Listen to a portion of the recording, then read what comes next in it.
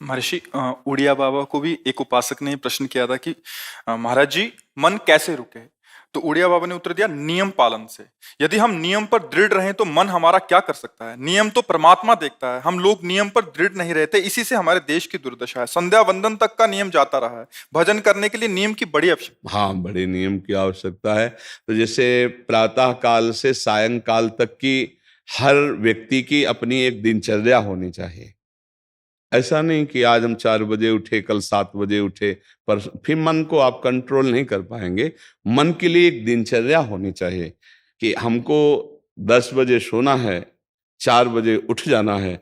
तो फिर 4 से 4:15 नहीं होना चाहिए, 4 बजे उठ जाना, ऐसा नियम बना ले। और उठ करके हमको थोड़ी देर नाम जप करना है, थोड़ी देर हमें वाणी जी का गायन करना है, थोड़ी देर हमें ध्यान, एक अपनी दिनचर्या।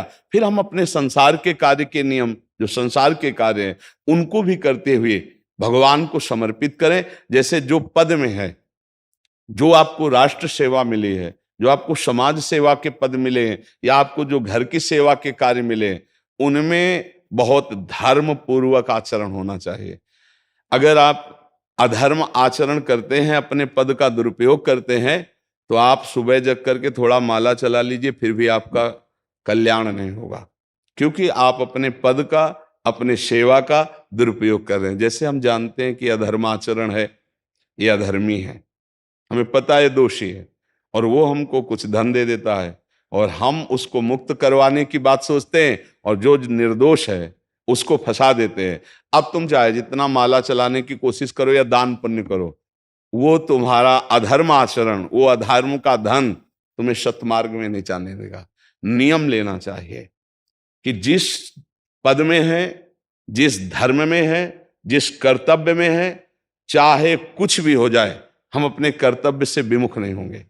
जितना जप महान है, उतने कर्तव्य महान है। दोनों बातें समझना है।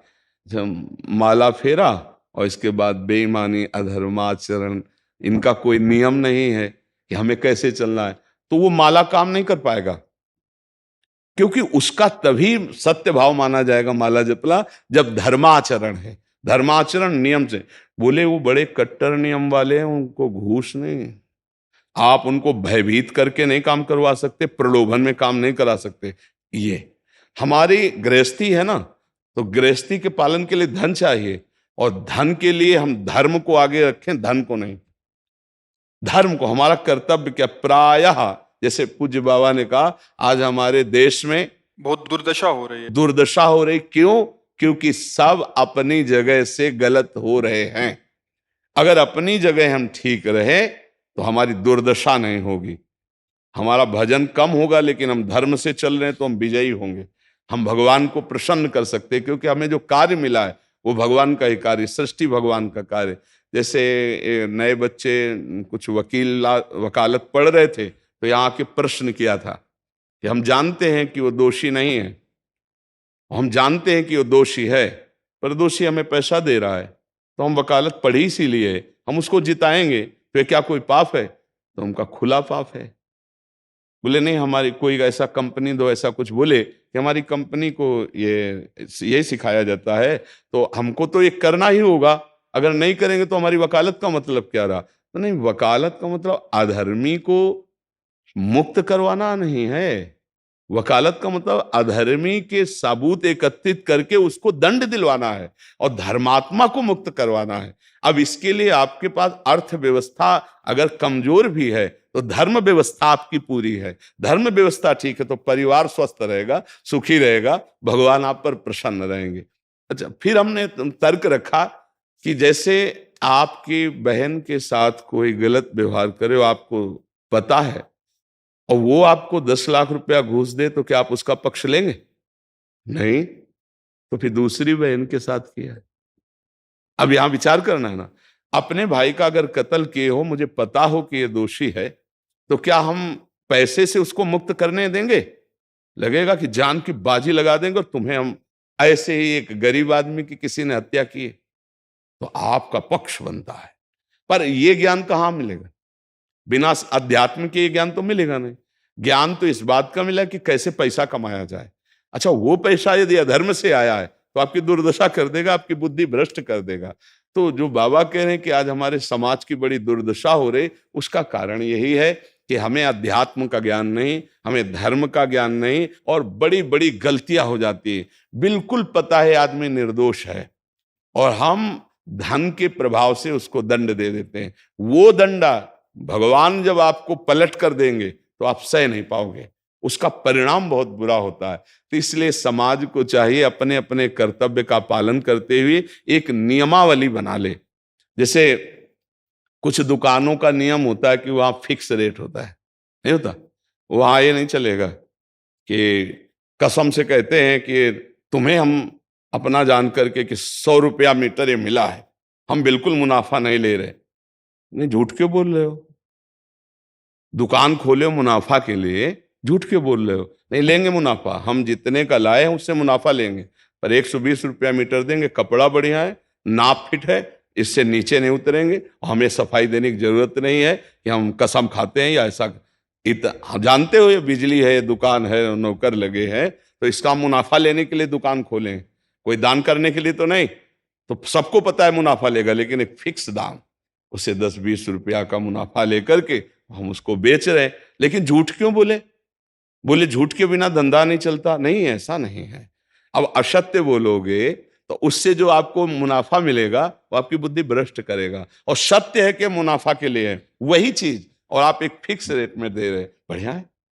अब अगर आप कोई मिलावट करके भोजन सामग्री दे रहे हैं, आपको पता है, तो जो खाने वाले के हृदय में बैठे हुए भगवान हैं वो तुम्हारे जीवन में मिलावट कर देंगे, तुम्हारा जीवन महान दुखमय हो जाएगा। ये कहां समझा जाता है? एक आदमी सिंथेटिक दूध बना रहा है, उससे कहो ये अपने बच्चे को पिला, नहीं पिलाएगा। फिर ये दूसरे का बच्चा जब पिएगा तो उसकी हालत क्या होगी? दूसरे शरीर में जाएगा तो हालत क्या होगी? वो केवल धन की बुद्धि रख रहा है। एक आदमी घी में केमिकल मिला रहा है, एक ऐसे अभक्ष पदार्थ मिला है, वो स्वयं नहीं खाएगा, लेकिन वो होटलों में भेजा जाएगा, हजारों लाखों लोग खाएंगे, बीमारी बढ़ेगी, उसको रुपया से मतलब है। ये चीज, ये दुर्दशा हर जगह धर्म का ज्ञान न होने के कारण फैल रही, नहीं फैल रही। एक मरीज बीमार है, असली दवाओं में पैसे ज्यादा है, नकली दवा लेकर के असली के दाम में बेच देना, उसको बिल्कुल फायदा ना होना। लेकिन परमात्मा देख रहा है, तुम जानते हो नकली दवा है, वो तो नहीं जानता बेचारा, ज्यादा पढ़े लिखे नहीं, किसान आदमी गांव का आया है, तुमने दे दिया और उसने पैसा दिया असली के।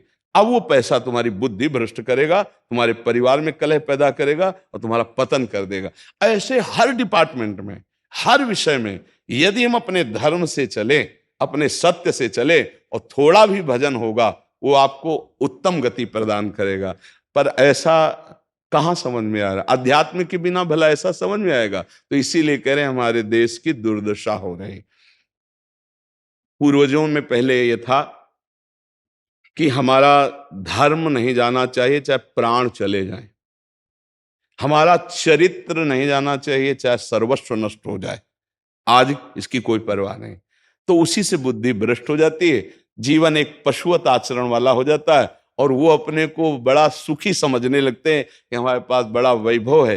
लेकिन प्यारे, उस दिन को याद करो जिस दिन तुम्हारा आखिरी समय होगा, ना तुम्हारा फार्म हाउस जाएगा, ना महल तुम्हारा जाएगा, ना बैंक बैलेंस जाएगा, ना कोई व्यक्ति, और ना ये शरीर। अब तुम्हारे कर्म तुमको भोगवाएंगे। उस समय की कौन याद करता है? अगर उस समय की याद हो तो भय लग जाए कि नहीं नहीं, पाप नहीं करूंगा, क्योंकि जाना है यहां से। अच्छा, कब जाना कुछ पता नहीं, किसी भी समय ट्रांसफर हो सकता है इस शरीर से।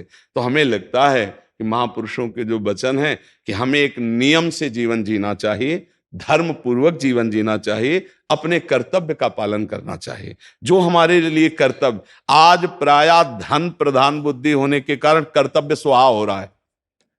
एक विद्यालय में विद्यार्थी के लिए जो गुरु पद में बैठा, उसका क्या कर्तव्य है?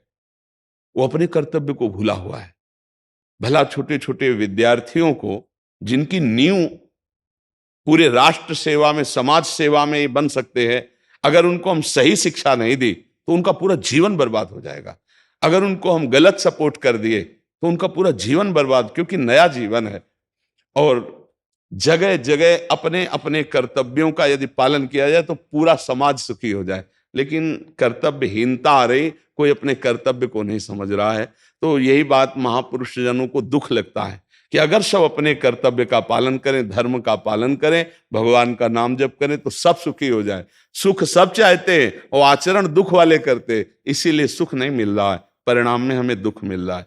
सच्ची मानना, वो रुपया पूरे परिवार में अशांति पैदा कर देगा। और धर्म पूर्वक 100 रुपया लाओगे और 4-5 परिवार के बैठ के नमक रोटी खाओगे, आनंद से सोओगे, बड़ा प्यार रहेगा, भगवान की कृपा रहेगी। पर ये बात समझ में नहीं आती है। तो ये वृत्ति अगर छोड़ी ना जाएगी तो कुछ भी कर लो, कहीं भी दान पुण्य कर लो, लाभ नहीं मिलेगा। अगर दान देने की बात कही गई है तो धर्म पूर्वक कमाए हुए धन से। अगर आप मेहनत से कमाए हो ना, 10 रुपया दे दोगे ना, तो 10 रुपये का वो आटा लाके अगर 2 रोटी खाएगा तो खूब वजन होगा। वो आप 1 लाख रुपया बेईमानी का रख दोगे ना, तो बैठे बैठे वो गंदा ही सोचेगा, भजन नहीं होगा। उसका गंदा सोचना और आपका गंदा करना, दोनों मिल करके, उसके कारण भी तो आप बने ना, तो आपका ही पतन हो जाएगा। उसको तो भगवान बचा लेंगे क्योंकि भगवान की शरण में है। तो मुझे लगता है अधर्म के धन से कभी किसी को लाभ नहीं मिलता। तो अपने कर्तव्य का पालन करते हुए यदि नाम जप किया जाए तो बहुत जल्दी हमको लाभ प्राप्त हो जाए। बहुत सुंदर, मतलब ये चर्चा होती है, अगर आप लोग इसको धारण कर लें तो निहाल हो जाएंगे। सच्ची कह रहे, ये जो बातें हैं ये बहुत सुंदर जीवन को पुष्ट करने वाली हैं, पर आप धारण कर लें तो बात है। नहीं नहीं तो जैसे लाभ दिखाई दे रहा 50,000, तो ये बातें भूल जाओगे, ये बातें अच्छी नहीं लगेंगी। हे यार, बहुत बढ़िया काम घर में आएगा, पर हमारी ये बात ध्यान रखना, वो 50,000 घर में अशांति पैदा कर देगा। सच्ची मानना, आप धर्म से चलना, धर्म से चलोगे तो भगवान तुम्हारी रक्षा में रहेंगे। अधर्माचरण, देखो कैसी कैसी घटनाएं होती हैं। बढ़िया कार है, फिल्मी गाना लगाए चल रहे हैं, और वो एक्सीडेंट हुआ, आग लग गई, बाहर निकल ही नहीं पाए, वो अंदर ही जल गए। क्या हुआ? ये करोड़ों रुपए की कार भूंज दिया तुमको अंदर ही बैठाल के, धू धू करके आग लग गई, अंदर जल। ऐसे जलना चाहते हो या भगवान के आनंद में चिंतन करके शरीर छोटे हो फिर दाह संस्कार हो, ऐसे कि सब लोग भगवान के नाम का कीर्तन करते ही जा रहे, फिर आपका अंतिम संस्कार वहां जीवित जल गए? क्या हो सकता है? एक एक पल तुम्हारे कर्म का हिसाब होगा, एक एक सेकंड का। ऐसे कर्म करो कि हमारा अच्छा हिसाब हो, बुरा हिसाब। ये मत समझो कोई देख नहीं रहा, वो देख रहा है जिसको हिसाब करना है, वो देख रहा है। उसके लिए कोई वकील या किसी सबूत की जरूरत नहीं होती, वो सर्वांतर्यामी आपके अंदर बैठे ही देख रहा है। तो सदैव जैसे सत्संग सुन रहे हैं, तो अगर हाथ जोड़ के प्रार्थना है, थोड़ी भी बात मान लोगे तो आप सच्चे सुख के मार्ग में चलने लगोगे।